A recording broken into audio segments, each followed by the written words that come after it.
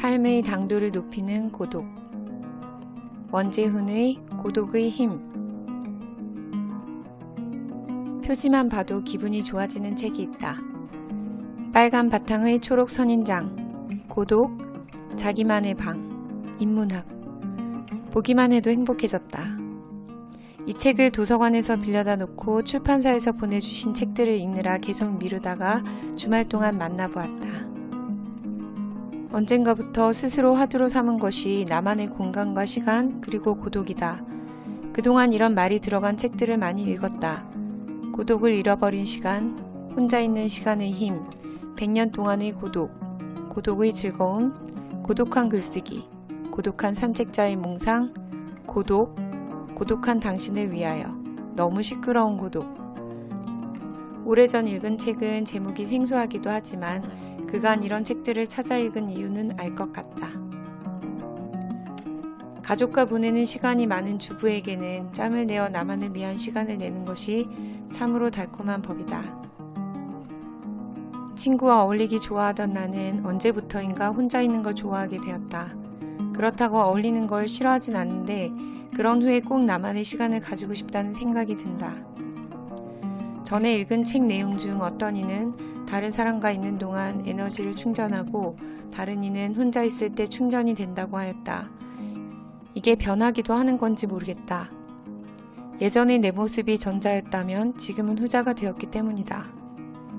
나이가 들어감에 따라 바뀌는지도 모르겠다. 하지만 왠지 너무 고독한 노년은 싫을 것 같다. 나이가 들수록 친구가 있어야 치매도 예방할 수 있을 테니까. 이 책에는 고독했지만 위대한 업적을 남긴 위인들의 이야기가 많이 등장한다. 여자들을 많이 만나던 카사노바가 70이 넘어 도서관에서 사서로 있으면서 자신의 인생을 돌아보고 책으로 남겼다는 것이 인상적이었다. 그는 자신을 모르면 아무것도 모르는 것이다 라는 명언을 남겼다. 60년의 생애를 병약한 몸으로 고독과 버텼던 지극히 개인적인 아미엘의 일기도 기회가 된다면 만나보고 싶지만 스스로를 고립시킨 채 그런 자신을 위로하기 위해 일기를 쓰는 행위는 생각만으로도 안쓰럽고 저자의 말처럼 그건 진정 자신을 진실로 존중하는 태도는 아닐지도 모른다는 생각이 든다. 고독했던 작가나 예술가의 마지막은 객관적으로 볼 때 슬플 수도 외로워 보일 수도 있다. 하지만 카사노바도 아리엘도 실제로는 고독 속에서 무한한 행복을 느꼈을지도 모른다.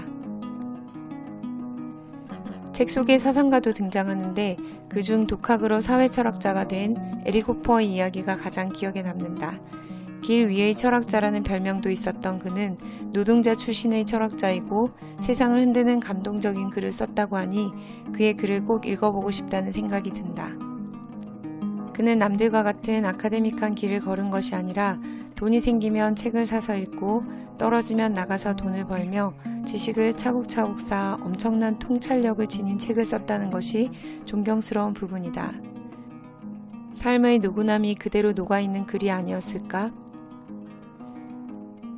고독을 싫어하는 사람이 있을까 싶은 생각도 든다. 내가 좋아하는 시간이기 때문일까? 억울함을 삼키며 혼자 일기를 쓰던 이순신 장군에게 그런 고독한 시간이 그를 더 단단하게 만들었을 것이다. 책 속 내용 중 베토벤이 음악은 고독의 침묵 속에서 우리를 신에게로 인도한다라고 적었다 한다. 고독은 어쩌면 신을 독대하는 일인지도 모른다. 스마트폰과 온라인의 유혹 속에서 진정한 고독을 잃어버린 요즘 시대에 고독이 회자되는 이유 중 하나일 것이다. 코로나로 고독을 강요당하는 우리들, 두려워하거나 온라인으로 회피하기보다는 삶의 당도를 높이는 일에 열중하면 어떨까?